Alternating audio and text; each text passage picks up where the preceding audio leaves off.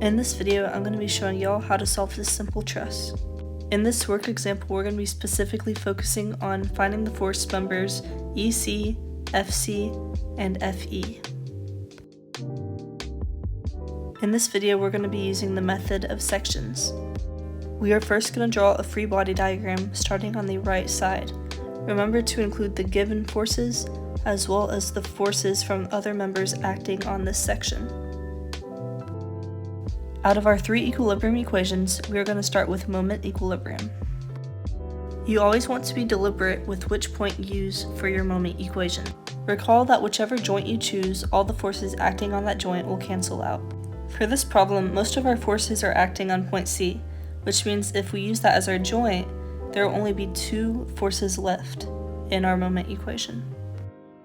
Using our moment formula, we know that moment is equal to the summation of the force times the distance away from your joint.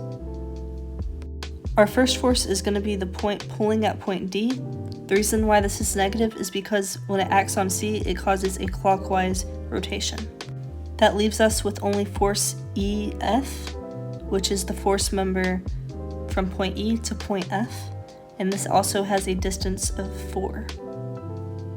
Then you can use basic algebraic manipulation to isolate force EF and find its force.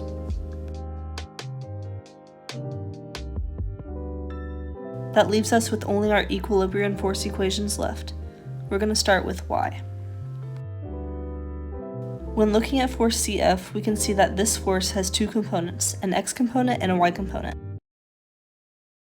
To find this theta value, we can easily use tan inverse 4 over 4, which is tan inverse of 1, which is equal to 45 degrees.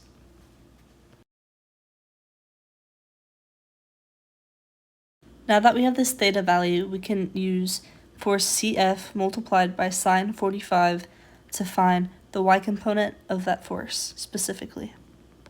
Now we're going to subtract both of the external forces acting on our member, which is negative 600 and negative 800, and we're going to set it equal to 0. Then again, doing algebraic manipulation, you can find that force CF is equal to 1980 pounds. Lastly, we're going to use the force equilibrium equation for component X.